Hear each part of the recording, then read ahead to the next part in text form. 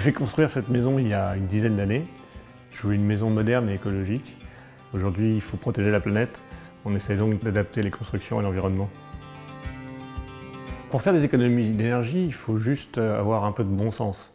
Tout d'abord, il faut orienter correctement le bâtiment par rapport au soleil, bien évidemment. C'est un peu le principe de cette maison-là. On a une grande pièce à vivre avec des baies vitrées qui captent la lumière du soleil la journée.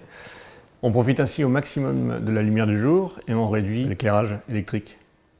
Il faut aussi organiser et disposer les pièces en fonction des besoins en énergie. Par exemple, le garage ne doit pas être beaucoup chauffé. On le placera idéalement au nord dans ce cas-là. Pour limiter ma consommation en énergie, je ne voulais pas de chauffage électrique. Donc j'ai fait installer un poêle à bois au milieu du salon qui permet de chauffer toute la maison. Une bonne isolation aussi est très importante, elle permet d'éviter le gaspillage. On garde la chaleur en hiver et la fraîcheur en été. Et on réduit les besoins en chauffage et en climatisation. En plus, on limite les émissions de gaz à effet de serre. Pour être écologique, une maison doit respecter son environnement.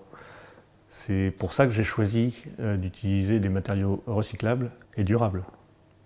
Le bois était donc un choix évident. C'est un matériau naturel et en plus c'est un très bon isolant.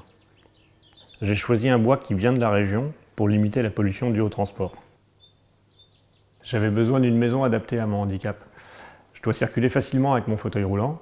Les portes, les couloirs, les pièces sont assez larges pour laisser passer mon fauteuil. Pour moi aujourd'hui, c'est une maison moderne et c'est d'abord une maison écologique. Je profite de tous les bénéfices de cette maison qui consomme très peu d'énergie.